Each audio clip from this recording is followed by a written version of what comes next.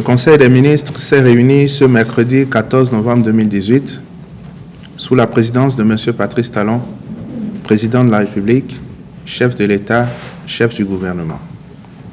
Au cours de la séance, les décisions ci-après ont été prises. Au titre des mesures normatives, transmission à l'Assemblée nationale pour autorisation de ratification de l'accord de prêt signé entre la République du Bénin et le Fonds de l'OPEP pour le développement international OFID dans le cadre du financement partiel du projet de réhabilitation du corridor Cotonou-Niamey, section Bérouboué-Malanville. Ce prêt d'un montant de 13 200 millions de francs CFA obtenu du Fonds de l'OFID vient compléter celui de 65 10 millions de francs CFA déjà disponible obtenu de la Banque islamique de développement en avril 2018. Le gouvernement vient ainsi de boucler le financement du projet de réhabilitation de ce corridor long de 169 km 400. Le chantier prend notamment en compte les travaux de génie civil des lots 1, Bérouboué, fleuve Gouba-Fari, long de 148 km 600, et lot 2, fleuve Gouba-Fari, Malanville, long de 20 km 800.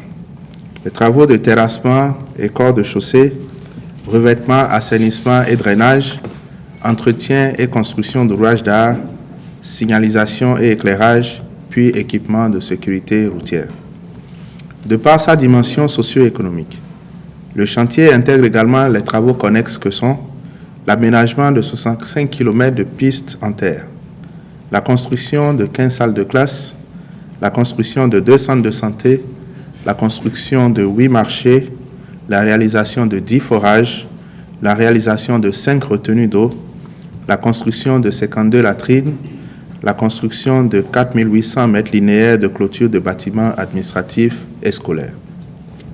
Les ministres concernés sont instruits de suivre le processus de ratification et d'accomplir les formalités requises pour l'entrée en vigueur du prêt, de même que pour l'exécution du projet à bonne date. Le Conseil des ministres a par ailleurs adopté les décrets portant approbation des statuts de l'Agence nationale de la sécurité des systèmes d'information ANSSI, organisation des instances de gouvernance des programmes et projets numériques en République du Bénin. Au titre des communications, rapport de l'évaluation nationale des risques de blanchiment de capitaux et de financement du terrorisme en République du Bénin.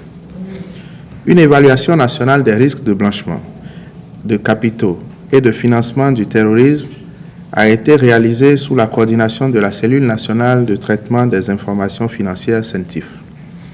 Le présent rapport a permis d'identifier et de comprendre les menaces et les vulnérabilités auxquelles notre pays pourrait être confronté en matière d'infractions liées au blanchiment de capitaux et au financement du terrorisme dans l'ensemble des secteurs vitaux de l'économie nationale. Sur la base de ce rapport, il sera élaboré le document de stratégie nationale de la politique de lutte contre ces phénomènes, assorti d'un plan d'action, lequel permettra de mettre en œuvre les recommandations formulées.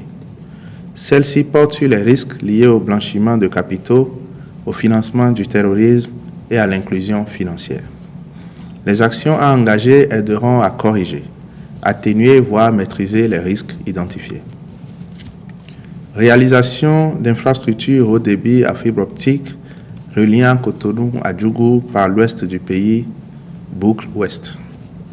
Le Conseil des ministres avait autorisé lors de sa séance du 8 février 2017 la réalisation du projet de développement de fibre optique supplémentaire et une partie du projet de déploiement de 2450 km de réseau d'accès fibre. Les objectifs visés sont de 3 ordres. Assurer une large couverture et une densification sur tout le territoire national des infrastructures numériques.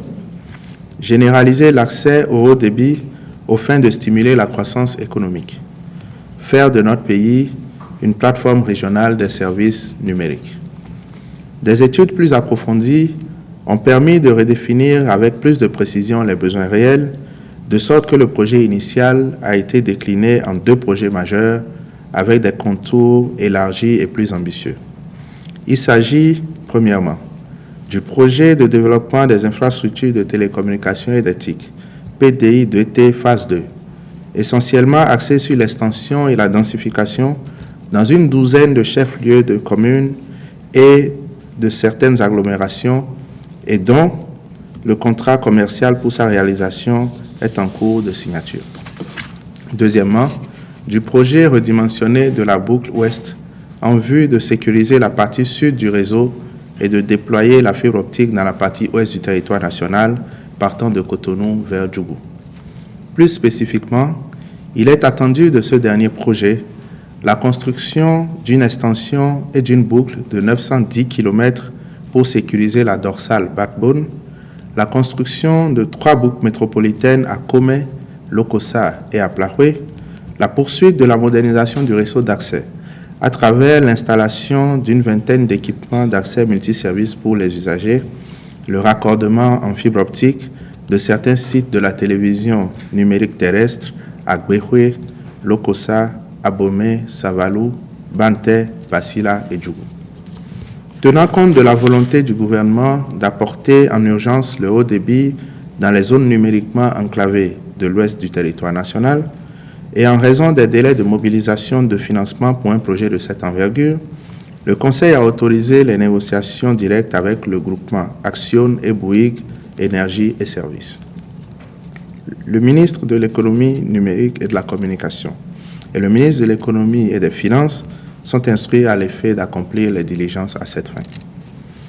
Mission de contrôle technique en vue de la garantie décennale et de réalisation des études géotechniques du projet de création et de développement des équipements culturels et touristiques des pôles touristiques Abomey, Alada, Ouida et Porto Novo. Les infrastructures à ériger dans le cadre de ce projet sont classées dans la catégorie des établissements recevant du public. Et il revient au maître d'ouvrage d'en garantir et d'en assurer la qualité et la pérennité. C'est pourquoi il est indispensable de recourir au service d'un bureau de contrôle technique pour leur réalisation. Par ailleurs, des études géotechniques doivent être disponibles pour permettre d'affiner les plans de fondation et les types de fondations à prévoir pour les différents ouvrages.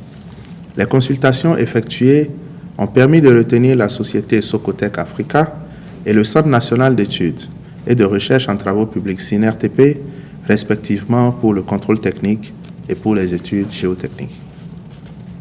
Compte rendu des travaux du comité chargé de la définition des mesures nécessaires à la revalorisation du secteur des communications électroniques en République du Bénin. Le ministre de l'Économie numérique et de la Communication a rendu compte au Conseil des conclusions des travaux du dit comité. En prenant acte de ce compte-rendu, le Conseil des ministres l'a instruit de veiller, en relation avec l'autorité de régulation des communications électroniques et de la Poste, ARCEP Bénin, à la mise en œuvre des orientations de la réforme du marché des communications électroniques ainsi qu'il suit.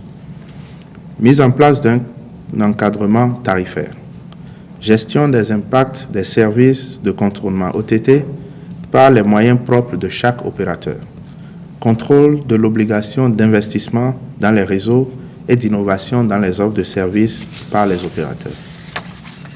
Au titre des rencontres et manifestations internationales, le Conseil a autorisé l'organisation à Cotonou, du 20 au 23 novembre 2018, de la réunion plénière conjointe du réseau des autorités centrales et des procureurs de l'Afrique de l'Ouest contre le crime organisé WACAP et du réseau interagences en matière de recouvrement des avoirs pour l'Afrique de l'Ouest à Rinois.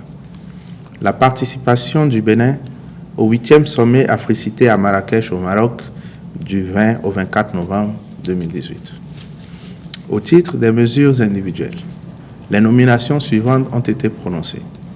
Au ministère de la Défense nationale, sur proposition du ministre, chef d'état-major général des forces armées béninoises, contre-amiral Patrick Jean-Baptiste Aho.